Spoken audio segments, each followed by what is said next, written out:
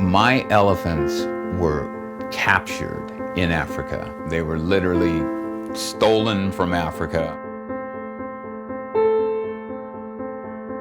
I am not the guy that went to Africa and took these elephants. I am the guy that cleaned up his mess.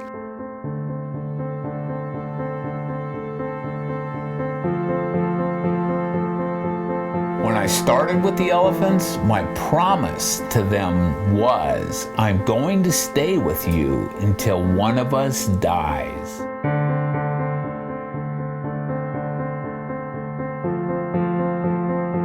So we did this for 25 years.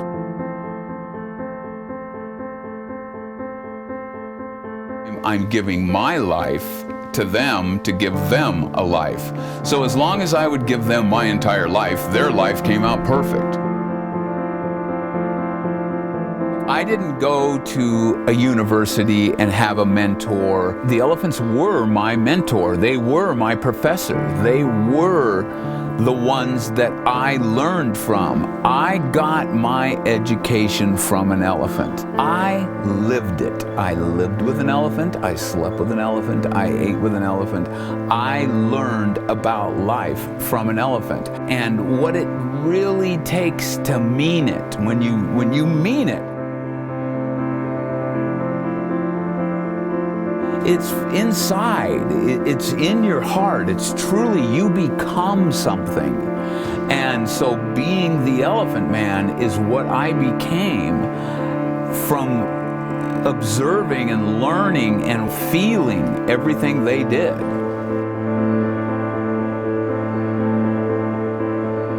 Once you take one of these animals on, you're in, you're all in, and you're in for the life of that animal. 28 years, every waking moment together, and then one day, it was over. He just fell on his back legs, just laid over, gave this huge rumble, and then he died. Then I was the elephant man with no elephants.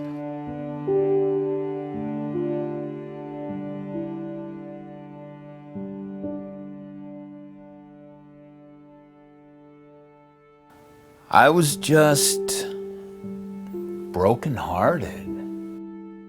Literally, my best friend just died. I didn't have any answers, so I had to come up with these answers. I just went home and got on my motorcycle and didn't come back for a few days.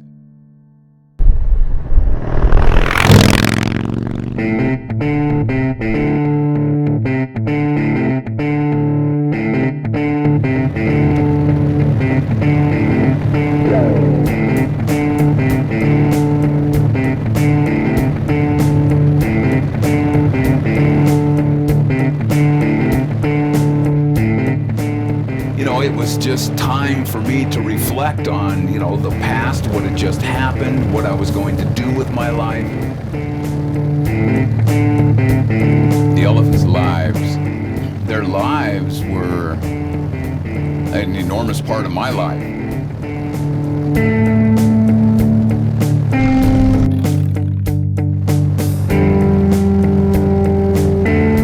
When Timbo died, I wondered, would I be able to fill this hole that he filled inside me?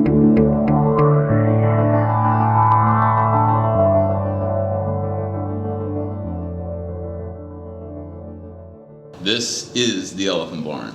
This is where Timbo and Cora spent their last nights of their life. This is realistically where he died. He took his last breath right in the spot that I'm standing.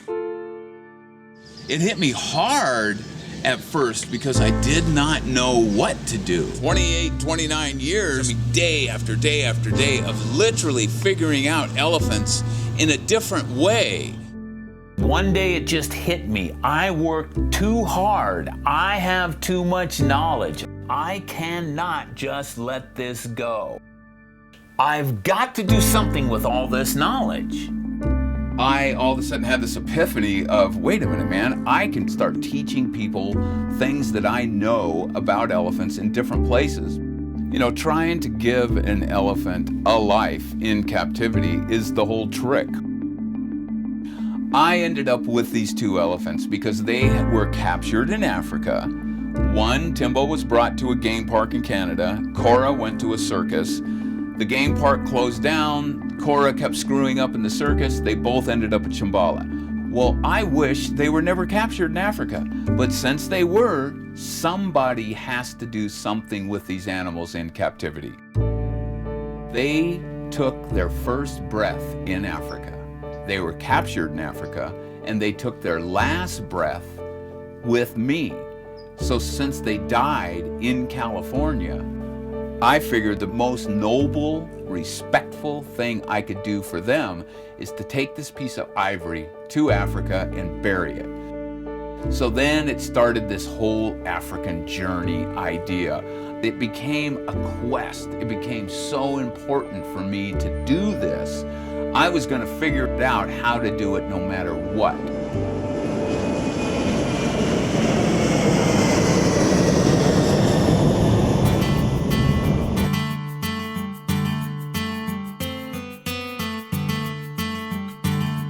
I figured I'd find a magical place that only I knew when I found it.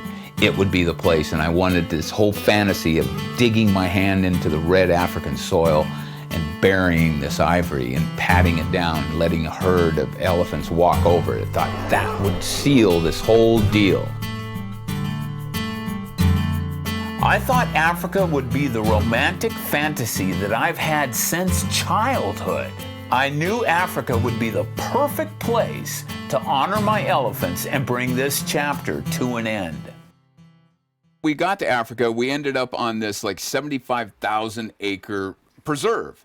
And we went there to basically search out their elephants. Yeah, this whole Africa hot thing, man, just is not happening. I'm sorry to say in front of the camera, it's bullshit. It is not hot here. It is freezing.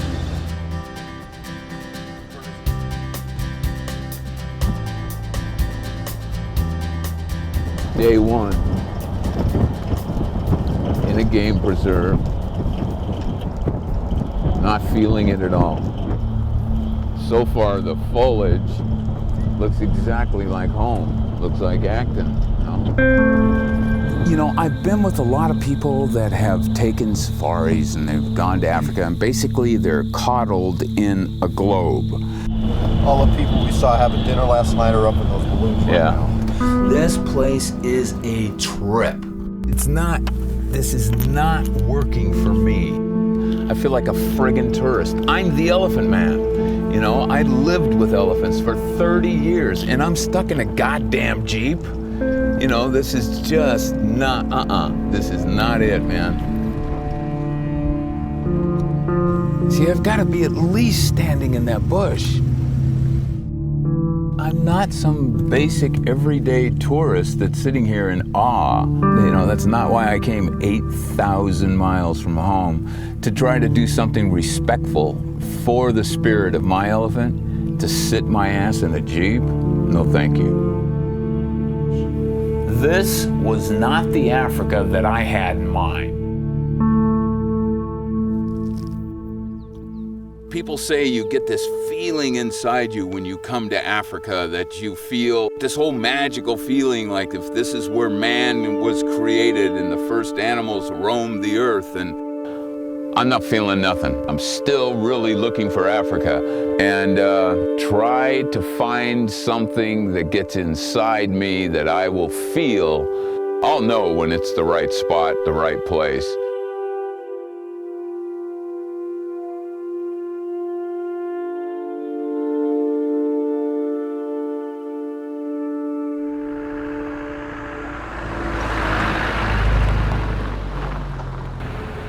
After a couple of days, we were introduced to a wildlife scientist, Audrey Delsink. And we're going from here to here. Yeah. And we went with her to track a herd of elephants.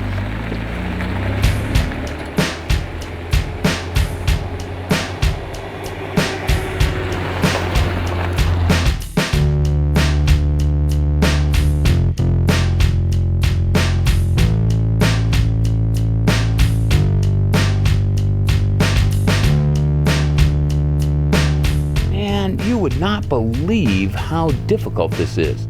We were out for hours and hours and hours tracking 70 elephants. 70 elephants! I can't find them. I'm the elephant man. I can't find 70 elephants.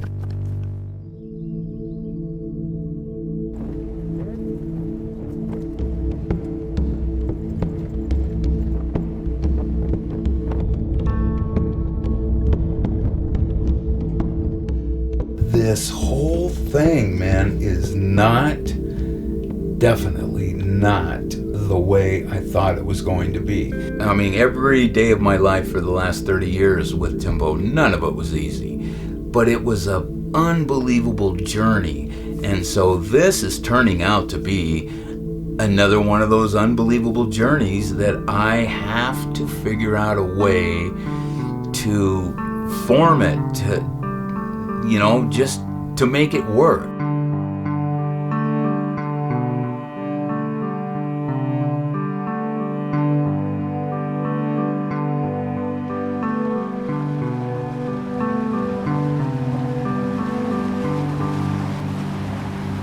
Day 5, and we still hadn't found any elephants.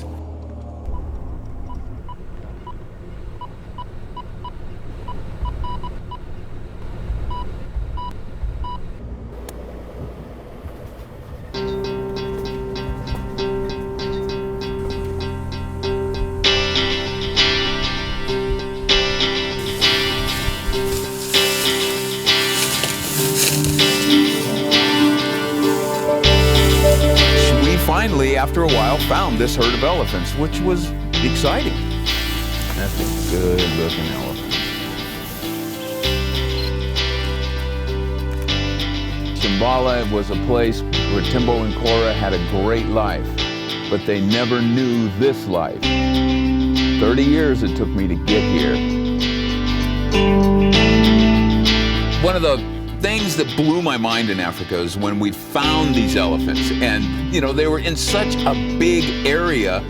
That was the cool thing, was they had so much room to move. It's enormous. It's, you know, thousands and thousands of acres where at least these animals can do some sort of migration. They can do some sort of natural things because it is so big, it's so vast. There's so much land for them to move around.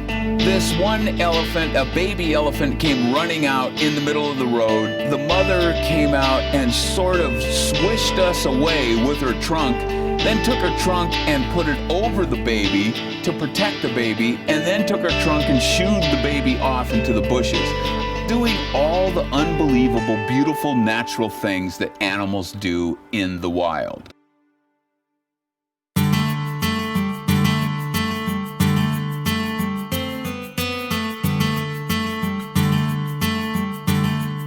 First thing that someone would notice, I did not leave Timbo in Africa. And the whole reason for going to Africa, I thought at the beginning, when I had the idea, was this beautiful, magical, wonderful dream of taking Timbo back to where he came from and return him to Africa. It didn't work out that way. And I thought, you know what I'm doing? Is I'm doing the same thing man has been doing since the beginning of time. Seeking something out, leaving his home turf, going across the other side of the world, looking for beauty and magic and wonder. And once I got there, I realized the beauty and the magic and the wonder was at home.